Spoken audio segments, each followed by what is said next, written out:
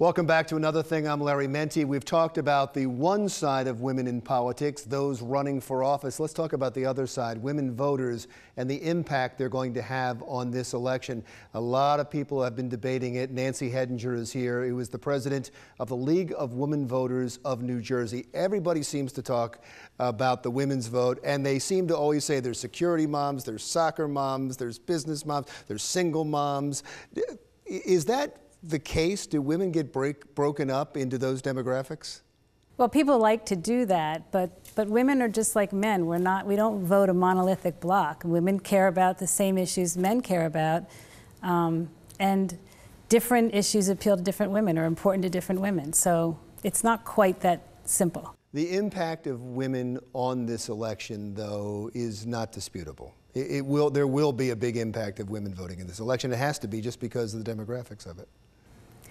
Well, women tend to vote more than men do. In the 2012 census, people who answered the question, 64% of eligible women voted, and only 60% of eligible men voted. So women tend to vote more, and they're more loyal to their. So it would lead you to believe, because 51% of the population is women, and if more women vote than men, then women will determine who the next president would be.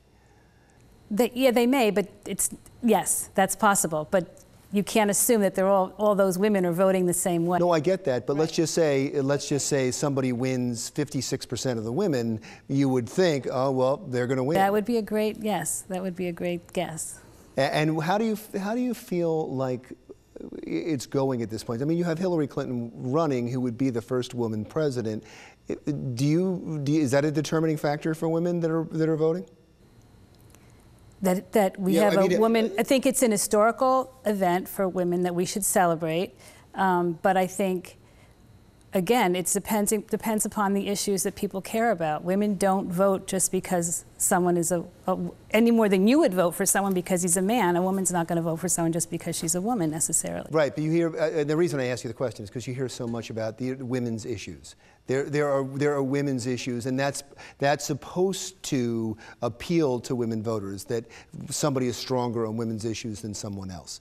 You have one candidate, Hillary Clinton, saying that she's been at the forefront of women's issues, and you have Donald Trump, who is saying, yeah, the #1 issue for women are security and jobs, and I'm the stronger with that.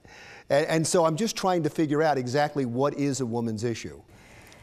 And if you can figure that out, good for you, because it is everything. Because women care about what impacts them the most, and what's important to one woman is not as important to another woman. And what determines, it's not so much gender that determines how a woman votes, it's other demographic factors like geography, age, marital status, education, income, things like that. They're more determinant than gender. I mean, that's been studied and proven.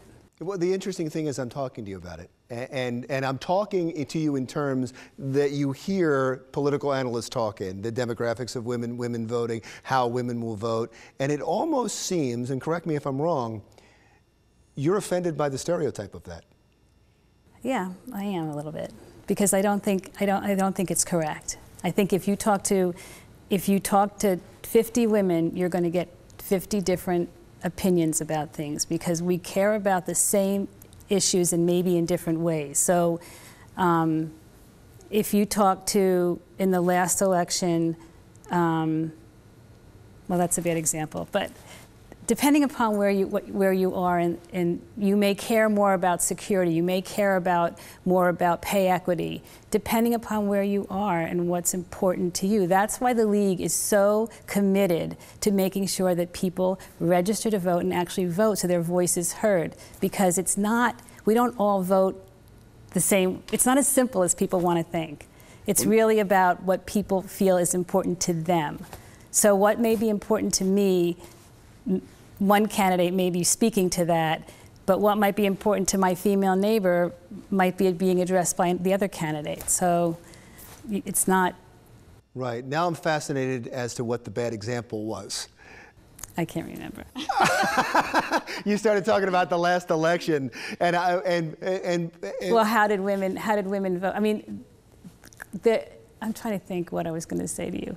Yeah, because And the way I thought you were going was that women did vote overwhelmingly for one candidate in the last election. They voted for Barack Obama over Mitt Romney, and that would go against your point, I would think so. I would think because Barack Obama did hit hard in so-called women's issues. And there is a thing called the gender gap, which is because more women have voted on democratically in the last over the last 30 years, anywhere from 3 to 13 points, there's been a gender gap. So that is spoken about, and that is one of the reasons why people speak about that. But that's not to say that there aren't women who vote Republican and there aren't women who are who run as Republican candidates. But that has been an issue. Right. It's a real thing. No, I get it. You know, it's interesting. I had somebody that was going to run for office, and as they were being talked to about running for office, some political analysts were sitting there and said, well, you're a woman, and that's at least 6 points in the polls. Right there. You get 6 points right off the bat just because you're a woman. Were they running for president? Congress. Congress.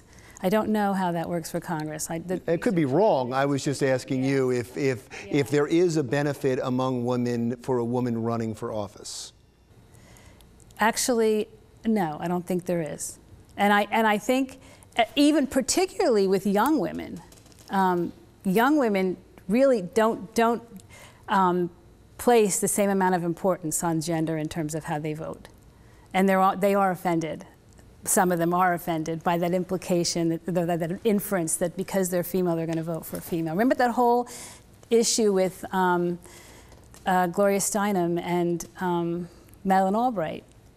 That was offensive to a lot of young women, you know, to say that there's something that they've been saying for years and years, which probably didn't offend a different generation. They found it very offensive. So if you were a political consultant, and I know that's not your job, and you try to stay out of backing a candidate, but I'm just talking about hypotheticals and any candidate, you would say don't go after women as if they are any different than anybody else. Just talk about the issues that everybody cares about, and that's how you would get women. Absolutely.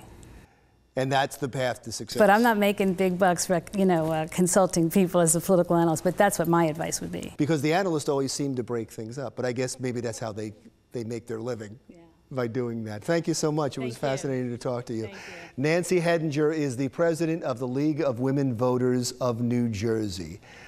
When we come back, we're talking summertime savings and safety. Nearly half of all sunscreens don't live up to their SPF claims.